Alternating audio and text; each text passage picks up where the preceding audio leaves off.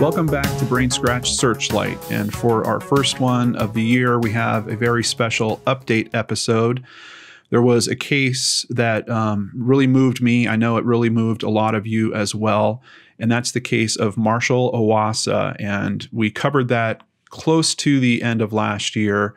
And then, of course, I went on break. During break, I was contacted by a few different family members of Marshal's, and we've lined up to speak to one of them today.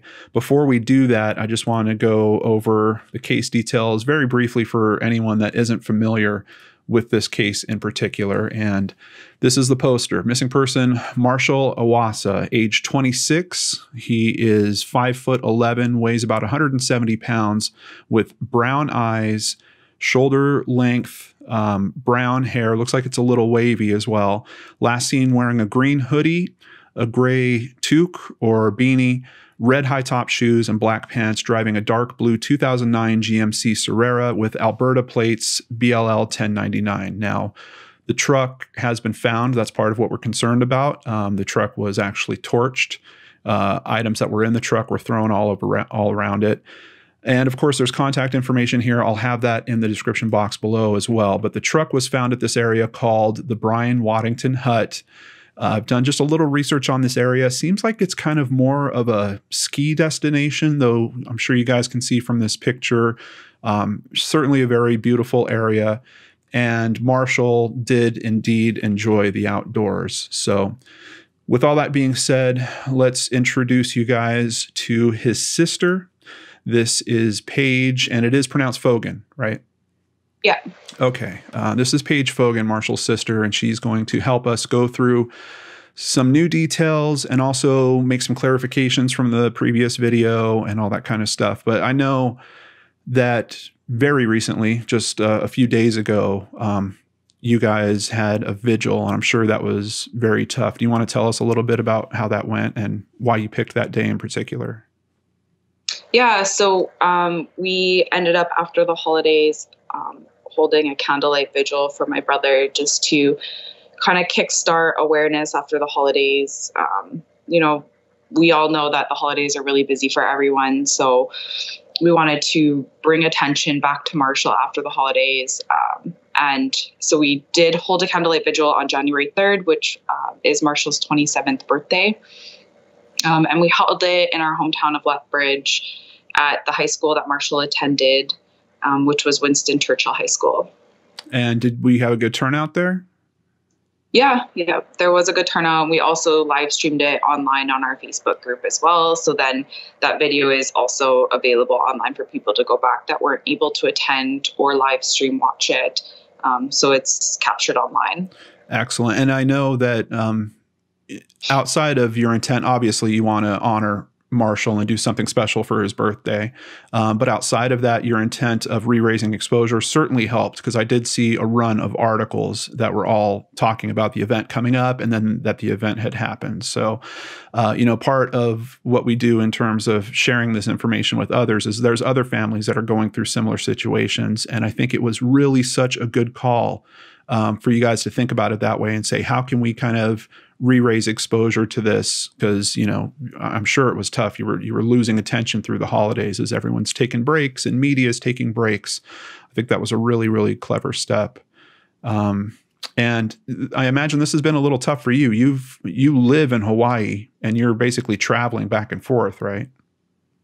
Yeah. For a while I was in Alberta and then I came back to Hawaii.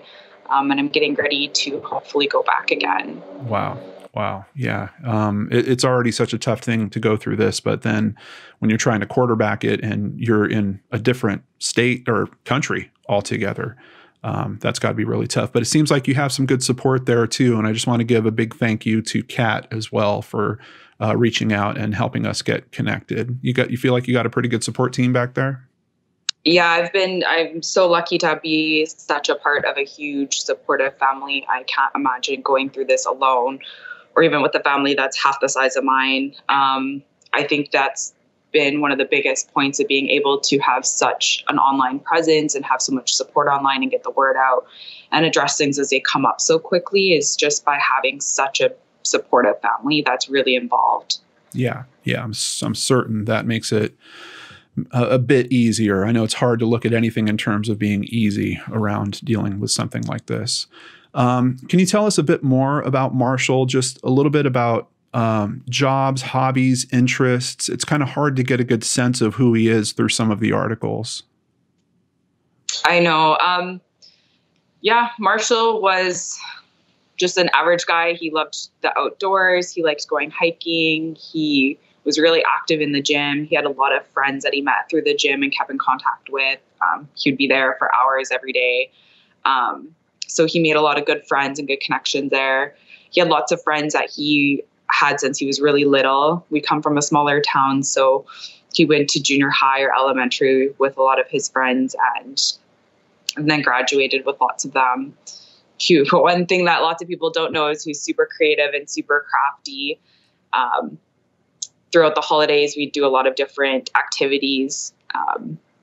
And he always was like outshone everyone with how creative he was and his ideas. So he was just an all around good person. He's so kind and thoughtful. He loves animals. I know for his birthday and my birthday, we usually pick different activities to do. Mine are usually a little bit more thrill seeking. And a lot of the times his favorite thing to do is go get his favorite dish to eat or something that he really likes to eat and then go to the zoo. So he loved going to the zoo and checking out all the animals.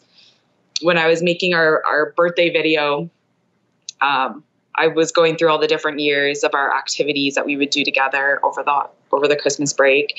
And I want to say there was at least 3 or 4 where we went to the zoo for his choice of activity. Lots of time it was the Honolulu Zoo. And then we also did the zoo. It was not a zoo, but a wildlife sanctuary on the Big Island when we were there 2 years ago. Yeah, I did see a lot of pictures of the two of you together looking really, really happy with each other. Are you the only 2 siblings? Are there more? Yeah, so me and my brother, we're the only 2. And then we have a lot of really close cousins that are like siblings. Okay, gotcha. And I know he's only in his mid-20s, so he probably doesn't quite have his career figured out. But what type of work had he done for occupational work? Before getting into school, he had done a lot of manual labor. So he was working on the rigs, or he did drilling or power lining. Okay. Lots of outdoor manual labor type jobs. Okay. Good to know. Was he actually working while he was attending school? I don't believe so. I don't believe that he was working while he was in school. Okay. But I think in other conversations we've had, it might not be easy to tell, right? Because he could kind of pick up jobs on the fly or do little special projects, right?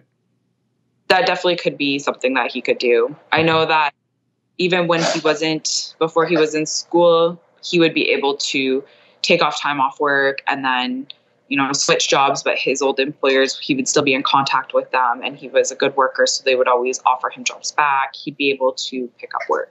Okay, gotcha. Are there any corrections that we need to make about information that came out in the first video? Anything? Sometimes I talk to a family member and they're like, oh, there's this one thing in particular I really have to get corrected. Do you remember anything from the first video that needed to be corrected? Let's see. I had written down some notes that the date the truck was found was Saturday, November 23rd. Okay.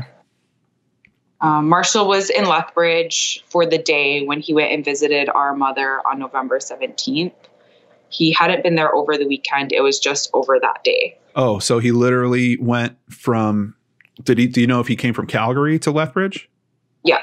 Okay, so it was just a one-day trip, drove out that morning and then came back later that afternoon?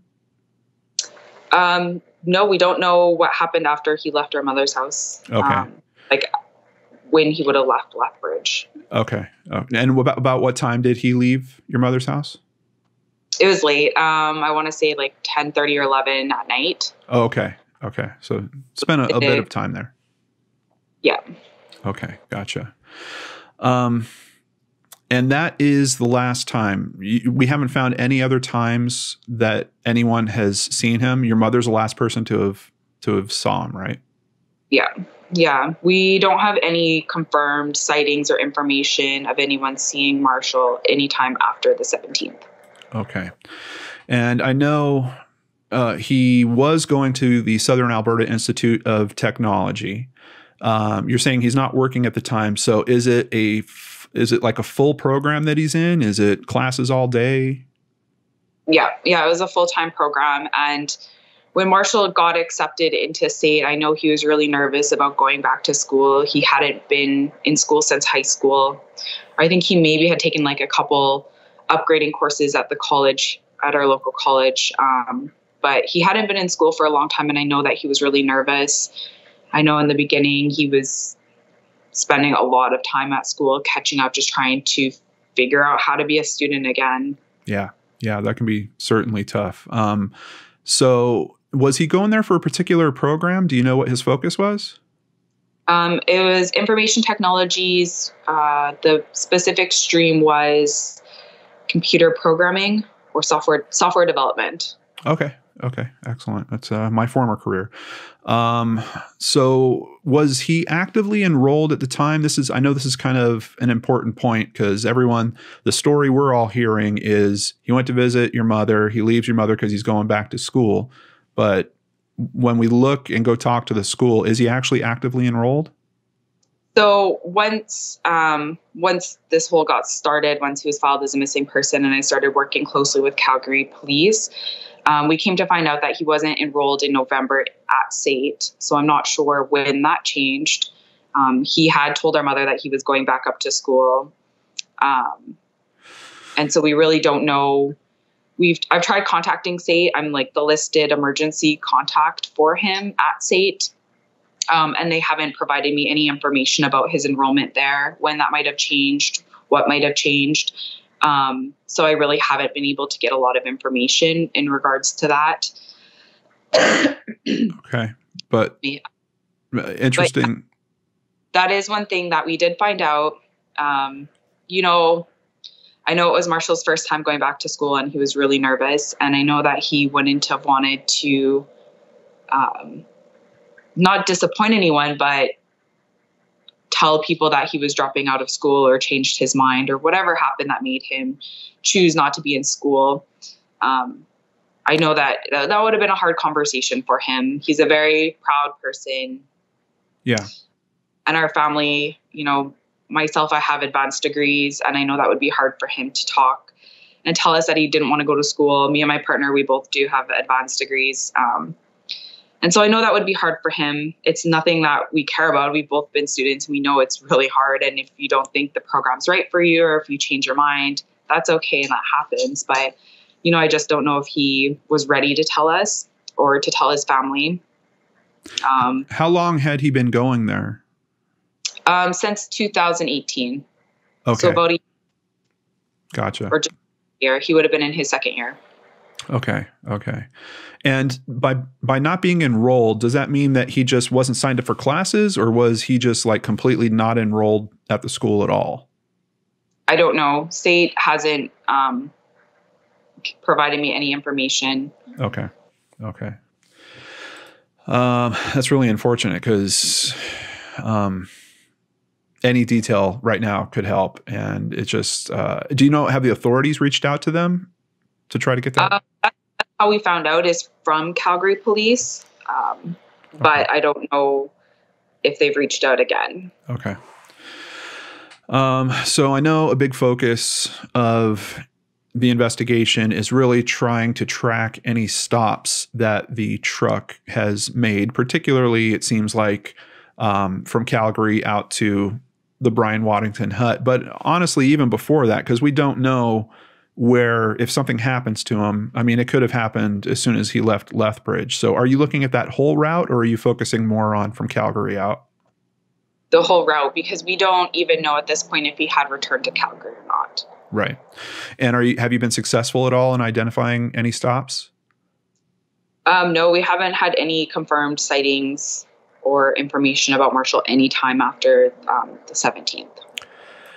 It just has to be, nerve-wracking, because the simple math tells us there's no way that truck traveled all that distance without stops, right? Yeah, or without eating. I know he would have had to stop to get food. He would have had to, either stop at a grocery store or McDonald's or Tim Hortons along the way. And yeah, it definitely would have needed gas, probably even if you drove down from Calgary to Lethbridge, I don't even know if it depends how much gas you have in your truck. You might even need to fuel up along the way on the 17th when he was driving down to Lethbridge. Is Marshal the type of person that would pick up a hitchhiker? I don't believe so. Okay. My brother, he's really quiet. And I can imagine having a hitchhiker or someone that he doesn't know in his truck for however long they're driving together being really nerve-wracking, like having to have a conversation with them and talk to them. He's a really quiet, introverted guy. Okay. So people seem to be making a lot of conclusions about the multiple cell phones being found. Can you give us your thoughts on the multiple cell phones? It seems like at least one is confirmed to be his, but we've got two more. And the other ones, I don't have any confirmation at this point. However, even when I saw it, I wasn't super surprised. I had been in my brother's truck every time I was down. I would drive his truck and borrow it if I needed to do some running around. And I have found his old broken phones in there. He's gone through so many phones since I've lived away that I lost track. And I know that he has in the past just tossed it in his truck when he got a new one and just left it there. Okay. Yeah. I have I have a few family members, but my nephew, it seems like, is terrible with cell phones. I mean, he's just breaking them all the time, and he always has a new one, like every time I see him. So is Marshal that type of person? Yeah. I mean, and I would ask him, like, how do you break it? Why don't you get a life-proof case, or why don't you get like a sturdy case? And for a while he did have one on his phone, but I guess it would just be like the way it would land or the types of work he was doing. Or his activities, he would drop it and it would land like the wrong way on a stone and it would crack the screen, or something would happen to it. It would just start breaking. We all kind of know people that aren't lucky with phones that also just have bad luck with them and break them on their first drop. And I feel like Marshall was that kind of person. He didn't do super well with electronics. Yeah. And on top of that, you've got an outdoors type. And when he is working, he's working manual labor jobs. So it's certainly a lot of opportunity for his phone to be broken. From the phone that we do know is his, do we know if that was his active phone, his current cell phone? No, I don't know. Okay. But we know there was one that was tied to him, right? Yep. Okay. And have they been able to use any GPS information or location data from that phone? So police had pulled off before, I don't know if it's from that exact phone, but they had pulled off information in regards to his cell phone, looking at tracing it and figuring out what was going on. And they let us know that there wasn't any activity on it since the beginning of the month. How far is that from where his disappearance happens? About 2 weeks. That's kind of weird. Yeah. So not necessarily for my brother. He didn't have a lot of social media. He didn't communicate a lot on the phone. I would not be super surprised if he didn't have a phone and just was like, I'm fine without it for a little bit. And then on his way. Okay. Did you ever have trouble getting a hold of him? Like if you called him? Yeah, I've had it before where the phone wasn't working or it would just like ring and I'd leave him messages. So I'd email him and then it would be like, oh, my phone's not working, or, oh, my phone's broken. Okay. That was kind of, Marshall was so easygoing with that. Yeah. I mean, I panicked if I didn't have my phone driving from one side of the island to the other. And he was totally fine not having his phone and driving from Calgary to Lethbridge. Right. So phone trace is really not helpful in terms of determining his location. Did he have a debit card or any charge card usage? Similar to that, when we had the police pull the records, they let us know that there wasn't any activity on the card since I believe it was like the 15th. Was he the type of person that would, like, if he had to fill up for gas to get to your mother's, would he typically use cash? See, that's the one I'm not sure about. I don't know with that. That is odd that there wouldn't be any activity. I mean, I can see it for a few days, like going from Calgary to Lethbridge, but long term, because when the police pulled it, it wasn't the 15th. It was after. Right. So not activity from the 15th to whenever they had gotten involved and pulled it is odd. Yeah. Yeah. Mm. So there was also a laptop that was found out around his vehicle, right? Was it in good enough shape to be analyzed? They gave us information that the police had looked into it. I don't know how well they were able to look into it, but they determined that I think it was hadn't been used for a while, like a few years. And I think from the timeline of it, I had thought that maybe it was one that we'd given him a long time ago. Okay. And my understanding of that laptop too is that it had fallen and gotten broken. Okay. Even before it was found outside of the truck. Yeah. Okay. Yeah. Okay. And the same with some of those phones too, is I know that there was articles that they were like smashed or broken. And that also wouldn't surprise me if those were the phones that Marshall had broken and had just left in his truck. Okay. Sounds like he had a lot of stuff in his truck. Did he have like clothes in there as well? Yeah. Regularly? Yeah. No, not regularly. Every time I've driven it, he's pretty clean with his vehicles. And so that was the thing that kind of like struck me is when I saw some of the articles that were found around the truck and what it looked like, I guess the scene of where like the truck was found, what that looked like, it seemed odd with the amount of items that were there. So I had thought maybe that he was, if he wasn't in school, he wasn't enrolled in school, he would need to get money somehow. He would need to get a job. And he's been pretty independent for quite a long time. So he would know that. And so that made me think that maybe he was traveling on his way to go to work somewhere. And he didn't, when he met with your mother, like he wasn't asking her for money or didn't give any signs that there was anything like this going on? No. And I know her, and every time she sees him, she would offer him money. Just knowing that he's a student. We've been there. Even when I would come down, so we were just down in the summer, me and my husband would hide gift cards for my brother around his house or in his vehicle, just because he didn't like to take money. And we've been students. I was a student for a very long time, and my husband is still currently a student. We know how hard it can be with money. And we also know Marshall doesn't like to ask for help, and Marshall would try and do it on his own and be independent. So we would just leave gift cards around the house. Gotcha. That's really sweet. That's really sweet that you guys would do that. So I've heard some information also about an Xbox and a PlayStation that are found out around the vehicle, but I've also seen some notes recently, I think on the Facebook page, that you guys don't think that those are actually his Xbox or PlayStation, or that he had another one at home. Yeah, we're not sure about those. When I was at his apartment, I did see his Xbox and his PlayStation. Which actually raises another interesting point. So you're saying it's strange that he had all these clothes. Have you confirmed that the clothes that were thrown around the truck were his? I've seen, like, some of the photos that I've seen, I've been able to confirm some of the items. Okay. But it was weird to you that he would have those items in his truck. He's not necessarily like, it's not like he's emptied out his apartment and he's trying to move to BC, right? Because you guys have been in his apartment since. Yeah, no, I don't believe that was the case at all. And he was traveling to see his mother earlier, and that was just a day trip. So it's not like he would have packed a bunch of clothes for that either. That's correct. So it does seem like he had some other intent of going somewhere else. And he's had no history with going to BC before? No, most of his work is based in Alberta. Even a lot of his like hiking and stuff, like he's an outdoor hiker. And when I talked to all the friends that went with him, they're all based in Alberta. All the hikes are in Alberta.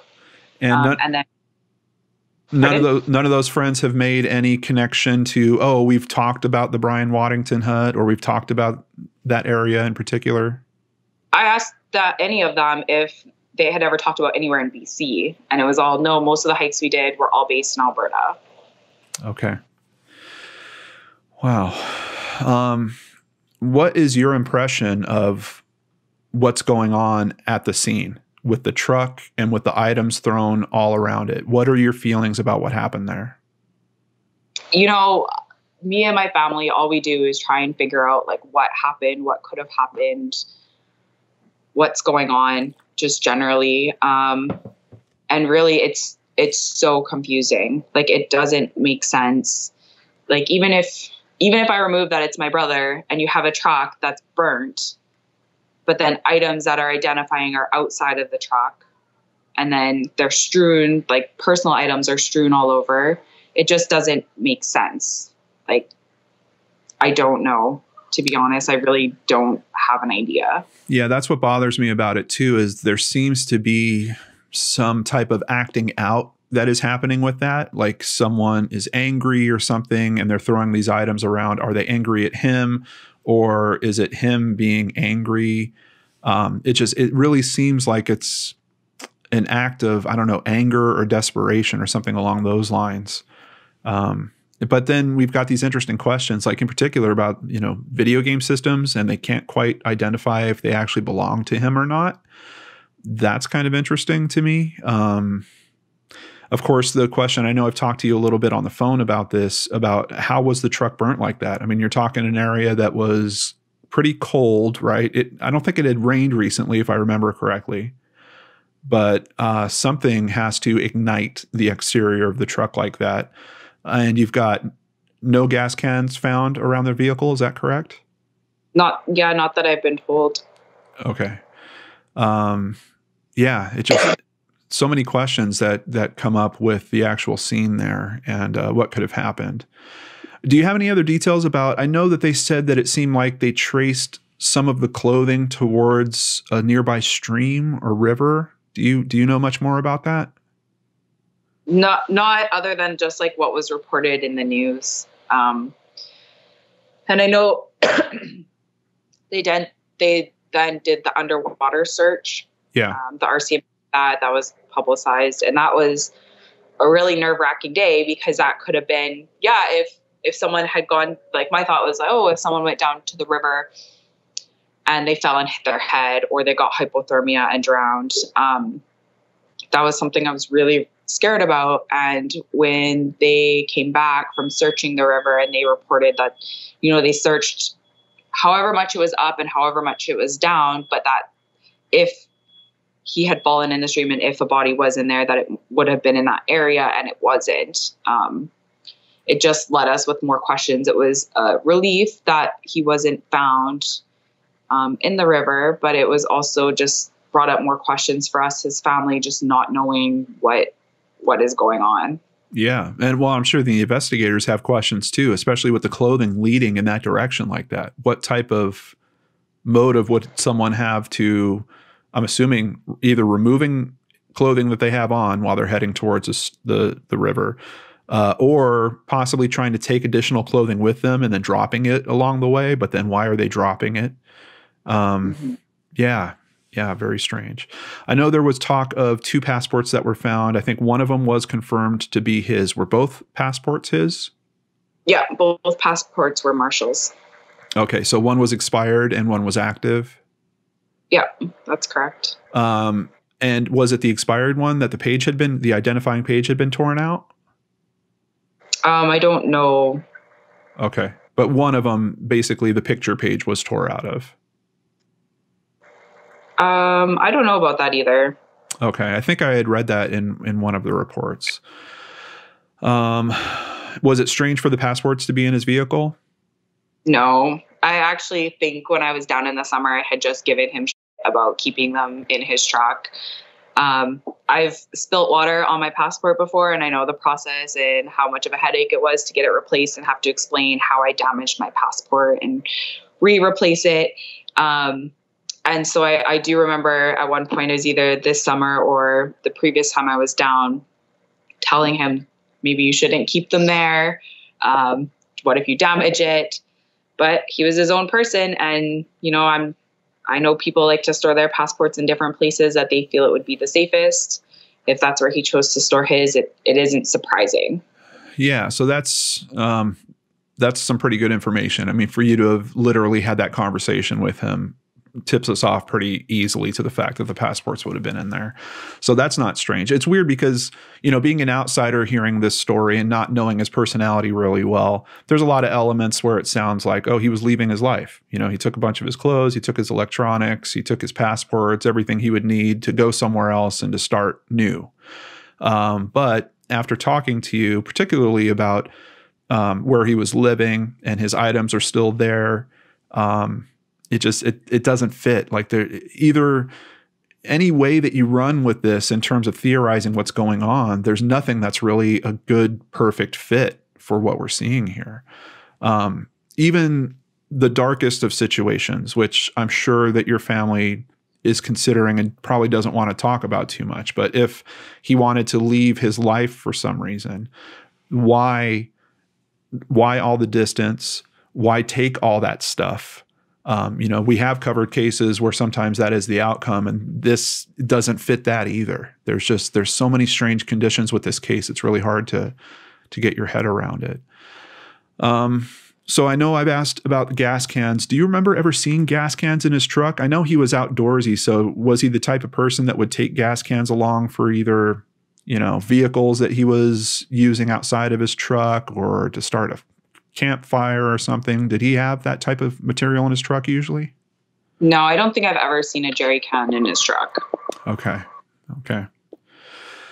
Yeah, really strange.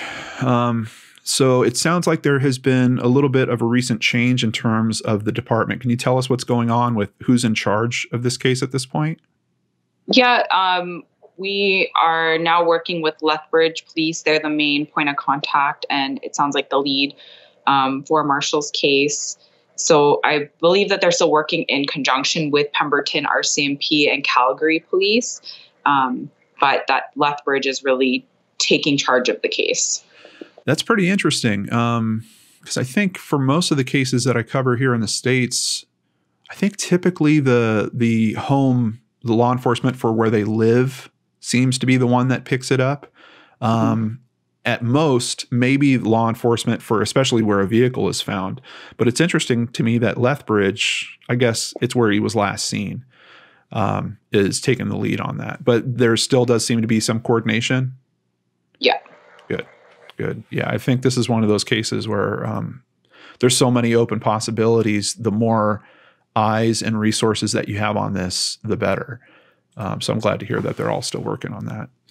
Well, and too, with the space in between, it would be hard for one agency, like in my mind, to only have one agency working on it, because the truck was found like a 12 or 13-hour drive from where he was last seen.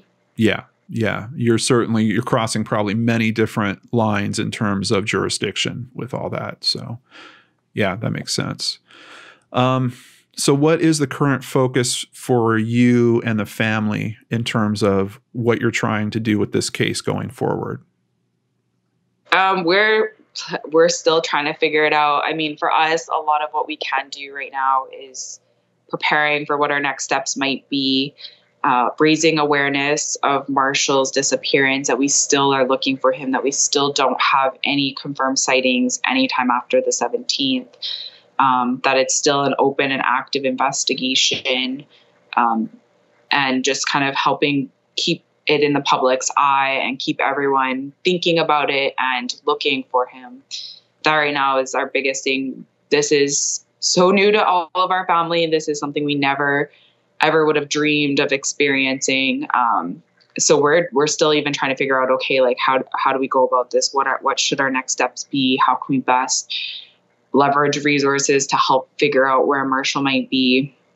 Yeah. So we're kind of, we have resources that reached out to us to offer support and guidance. We're so lucky that there's a lot of, different groups out there that are available to families that are going through this and don't know what to do. But at the end of the day, every case is so unique. We're still, given Marshal's specific scenario and situation, we're still trying to figure out like what would be the next best steps.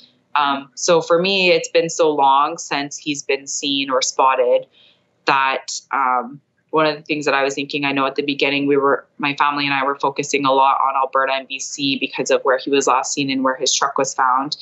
but expanding, our awareness into different parts of Canada. It's so big and people travel so much.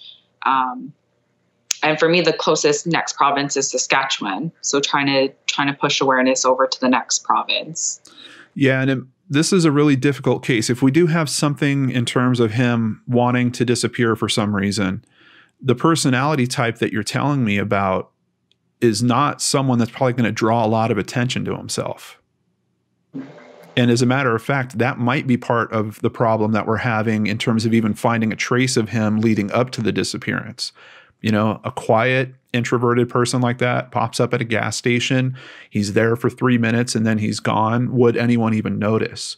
So that's really the trick with this case. We've already got a personality type that probably isn't going to draw a lot of attention.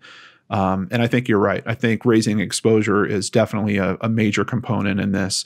I'm going to ask everyone that's watching this video, if you have friends anywhere in Canada, please share this video with them. Let's keep the exposure raised to Marshal's case and see if we can help Paige and her family with this. Is there something that you would say to him if you could talk to him right now, Paige? Just that we love him so much and we're so worried about him. And we just want to know that he's okay. And, whatever it is, we can figure it out. But we really, really miss him and we really love him. And we are really worried. I have absolutely no doubt that whatever he is facing, if it's something that you guys can help him with, that you will. Just seeing all the efforts that your family has taken, haven't spoken to you a few times, haven't spoken to other members. It's very clear that everyone wants Marshal home and just wants to help him through whatever he's going through. So I do hope that he hears that loud and clear. How can the public help you guys? What can we do? I think really what we're still trying to do is spread awareness, and Canada is so large and the area that we could even think about trying to cover is so vast that just helping us spread awareness, being a part of our Facebook group, joining it, inviting some of your friends to it, because really in my eyes, any person could be that person that just happened to see him at a McDonald's or a Tim Hortons or getting gas. So just spreading awareness, joining our group. Are there posters available at the Facebook page also? Yeah. Great. Yeah. There's, we recently made, I think a couple weeks ago, we made a newer poster. We're offering a reward for any information that leads to the finding of Marshal. And so all of that would need to be reported through either Crime Stoppers or through the police. But that's something that, we really just want to find Marshal. Yeah. I know that you guys have also opened a GoFundMe. Is that still active? Yep. It's still located on our Facebook page. Excellent. And of course, on behalf of myself and my supporters through PayPal and Patreon, we've already made a donation to it. Saw it as soon as I saw it, we made our donation, and then I tweeted that out. Also, just a big shout out. Can you tell us a little bit about the company that was helping you through Facebook likes?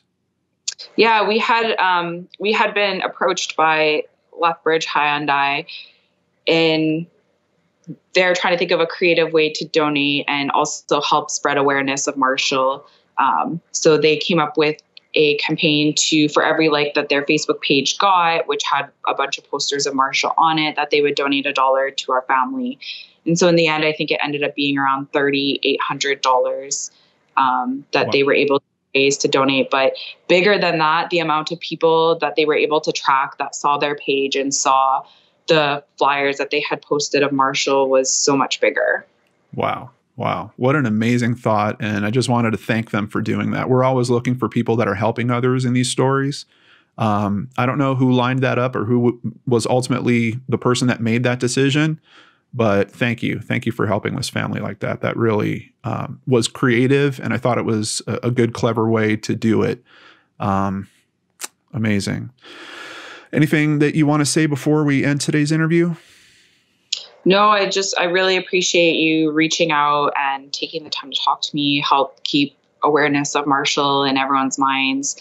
That was one of the biggest things we were trying to do after the holidays, is jump back into it in the new year and try and increase awareness and get everyone thinking about it.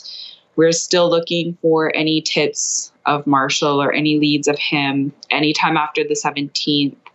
And we haven't found anything to this point. So if anyone has footage along any of those routes or think they might have seen him or his truck, just taking a little bit of time, if you could, to go through it and see if you have seen him or seen his truck, and then report it to police if you have. Yeah, absolutely. There's all kinds of different possibilities with technology today. I mean, we literally have cameras everywhere, and I wouldn't be surprised if, especially out in that area, if people might put some trap cams out for photographing wildlife or anything like that. So if you have any of those types of photo sources, please take the extra time and look through them and see if we can help Paige and her family with that.